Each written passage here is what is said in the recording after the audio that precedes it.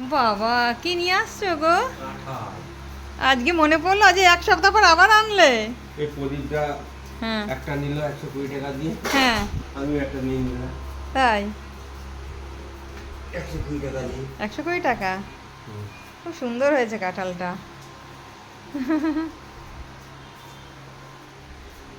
কত বড় কাঁঠালটা। 120 টাকা ভালোই হয়েছে। কখন কাটা নিয়েছি এখনো ভাঙনি। সময় পাবো তবে তো ভাঙবো। আর কাঁঠালটা এত বড়, বাপরে বাপ, কয়জনে মিলে খাবো এত বড় কাঁঠাল? দেখি কেমন হবে। ভেতরে কি বলেছে, রস খাজা হবে না কি কি বলেছে? রস খাজা কিন্তু মেয়ের আমি দুজনেই না, রসালো পছন্দ করি। ভুল বললাম, রস খাজা কিন্তু পছন্দ করি না। আমি আর আমার মেয়ে একই রকম, রসালো পছন্দ করি। ও বাবা, রসালোই তো। দেখি দেখি আগে খুলেই।